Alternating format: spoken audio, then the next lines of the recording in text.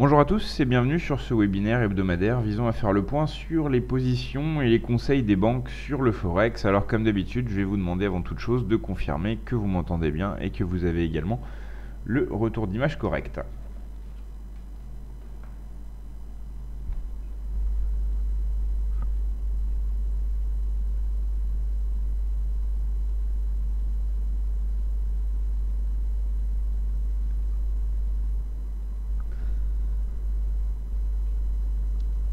Alors visiblement c'est ok, on va donc pouvoir démarrer. Avant toute chose, je vais pour les nouveaux arrivants rappeler quelques petites choses. Alors déjà premièrement, ce webinaire c'est un rendez-vous hebdomadaire, on se voit tous les lundis à 16 h pour faire le point sur les positions des banques. Alors ces positions elles viennent d'où? Elles viennent d'un service que professeurforex.com édite, professeurforex.com. C'est le site qui vous présente le webinaire de ce soir pour DailyFX donc. Et donc professeurforex.com édite un service qui s'appelle le portefeuille des banques et qui présente tout un tas de conseils et de prises de position en provenance de grandes banques. Alors conseil, c'est quand les banques envoient des conseils à leurs clients, et prise de position, c'est quand elles communiquent sur leur prise de position. Alors bien sûr, ça n'est pas exhaustif, c'est pas pour avoir toutes les prises de position des banques, c'est simplement un recueil d'un maximum de conseils et de prises de position en provenance de banques qu'on vous propose avec d'un côté un portefeuille des positions en cours et de l'autre côté un portefeuille des ordres limites qui sont en attente de déclenchement.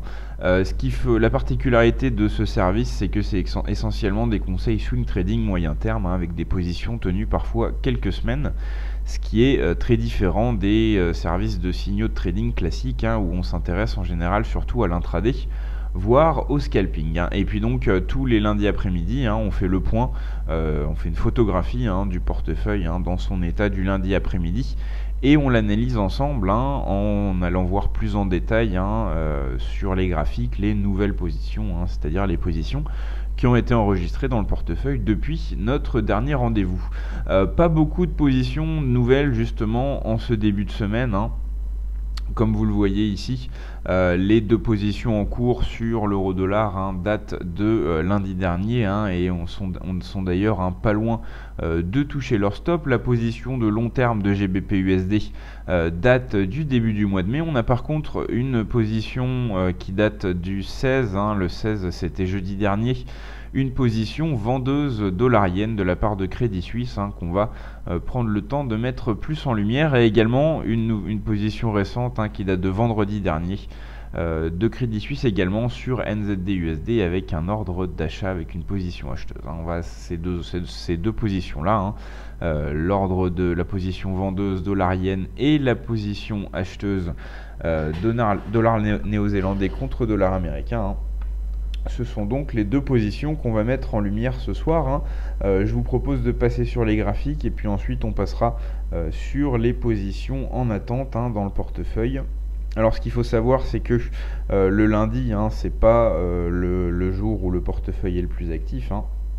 Et généralement, c'est pas le jour où il y a le plus de nouvelles positions. Les banques rarement émettent de nouveaux conseils ou prennent de nouvelles positions dès le lundi matin. Alors souvent, c'est vrai qu'on a des conseils qui sont ouverts plus tard dans la semaine, entre le mardi et le jeudi. C'est là où on a le plus grand nombre d'ouvertures de conseils. Donc je passe sur les graphiques pour mettre en lumière ces deux positions dollar-yen et NZD-USD. On va commencer par le dollar-yen. La position, je le rappelle, était une position vendeuse qui a été ouverte le 16, donc jeudi dernier, à 105,40. Donc une position qui est actuellement en gain.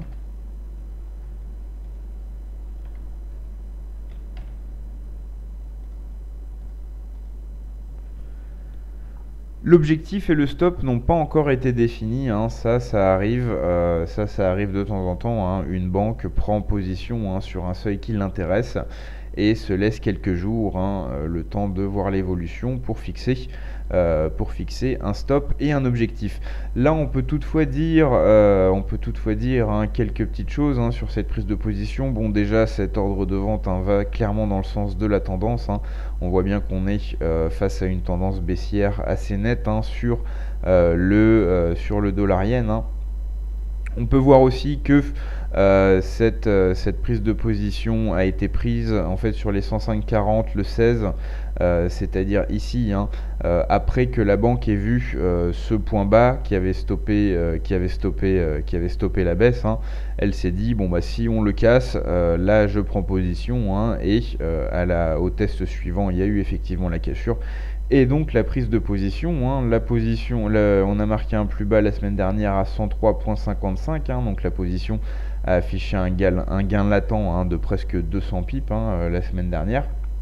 Donc c'est une position qui s'est bien déroulée, ça remonte un peu depuis, mais les gains restent tout à fait conséquents, presque 100 pips de gains latents au cours actuel, et surtout la tendance baissière qui reste active, donc une position qui se déroule bien pour Crédit Suisse sur le dollar-yen, une position qui sera peut-être fermée, pourquoi pas, vers la zone des 103, c'est une zone qui intéresse la banque si on s'intéresse à ces autres analyses.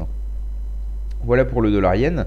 Pour NZD-USD, c'était une position acheteuse qui date de vendredi dernier, donc assez récent. Une position acheteuse qui a été ouverte sur les 0,6970.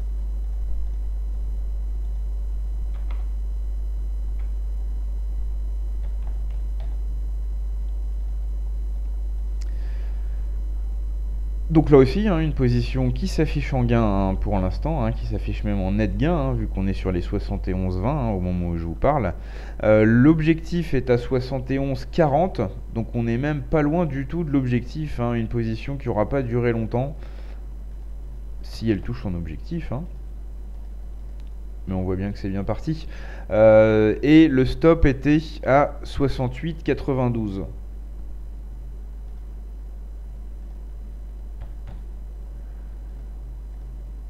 Voilà, donc une position tout à fait intéressante. Elle a été, je rappelle que ça a été pris vendredi dernier. Donc ici, sur ce creux, elle a été enregistrée dans le portefeuille vendredi dernier. Donc sur ce creux, 69,70, on l'avait vu la veille, enfin 2 jours avant, on l'avait vu arrêter une baisse, ce creux, et là, la banque s'est dit que ce seuil des 0,6970, qui a d'ailleurs été important par le passé, allait certainement tenir encore une fois, prise de position, et puis rallye haussier dès la prise de position. Le seuil d'objectif a été frôlé, vu qu'on est monté jusqu'à 71,30 aujourd'hui, et c'est 71,40 l'objectif, donc une belle position depuis donc vendredi dernier, avec une séance et demie de trading, la position a presque atteint son objectif. Le stop qui avait positionné la banque était aussi assez graphique, on voit que ça correspond à ce plus bas du début du mois de juin. Donc bien sûr, maintenant il est trop tard pour suivre la position, on est à une vingtaine de pips de l'objectif, mais ça vous montre qu'il y a quelques positions qui sont certes pas de l'intraday, mais c'est pas non plus là vraiment du swing trading. On voit que ça a été très rapide, prise de position, rallye haussier, l'objectif est presque atteint. Alors d'un côté, je vous dis qu'il n'y a pas d'intraday et pas de scalping, mais il ne faut pas non plus se dire que c'est que des positions qui sont tenues quelques semaines. On a pas mal de positions qui sont ouvertes un jour et fermées le lendemain ou fermées le surlendemain. Donc le court terme, entre guillemets, c'est également quelque chose qui est travaillé dans le portefeuille des banques PFX Premium. Donc voilà pour cette position NZD-USD, une position qui s'est bien déroulée et qui est très proche de son objectif. On va maintenant passer aux positions en attente. On n'en a pas énormément ce début de semaine. On a cette position dollarienne. Alors cet ordre date du 3 juin, mais le cours d'entrée a été nettement rabaissé en fin de semaine dernière, donc on peut considérer ça comme un nouvel ordre. On va donc mettre en lumière ce conseil vendeur. Alors je rappelle le principe d'un ordre limite de vente, c'est qu'on met un cours d'entrée au-dessus du cours actuel pour pouvoir se positionner à la vente plus haut que le cours actuel, comme on dit, à meilleur compte. On va donc repasser sur le graphique de dollar-yen. Et donc c'est un ordre qui concernait la banque Morgan Stanley qui prévoit d'entrer sur remontée à 106. Avec un objectif à 98.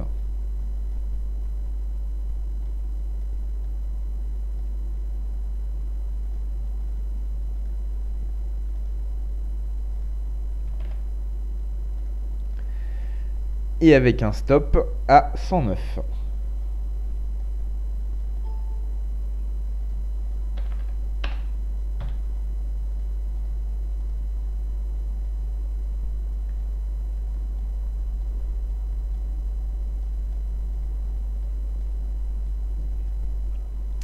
Voilà, donc là on attend donc une remontée sur les 106, c'est ce que prévoit la banque. La banque prévoit donc une remontée sur les 106, on parle de Morgan Stanley pour ce conseil. Et une fois qu'on sera remonté sur les 106, la banque s'attend à un retour de la baisse, et là on parle vraiment d'une position de moyen terme. On voit qu'il y a plusieurs centaines de pips qui sont visés. Une cassure descend, la banque va même jusqu'à aller placer un objectif nettement sous le seuil très psychologique des 100 points sur le dollar-yen. Donc là on est vraiment face à un conseil de moyen terme, quelque chose qui est voué à être tenu vraiment plusieurs semaines. Une fois que ça sera déclenché, si ça se déclenche, parce que je rappelle, pour que ça se déclenche, il nous faut une remontée au seuil des 106 selon la banque. Voilà, alors on a maintenant fait le point sur les nouvelles positions qu'on a en cours dans le portefeuille, les nouvelles positions en cours et les ordres en attente. Il n'y a pas grand chose ce lundi matin, comme je vous l'ai dit, c'est pas les lundis ni les vendredis, les journées les plus actives. Et aussi, ce qu'il faut savoir, c'est que on se voit tous les lundis matins, et comme je vous l'ai montré tout à l'heure avec la position NZD-USD, on a des positions qui sont ouvertes, une journée et fermées le lendemain parfois.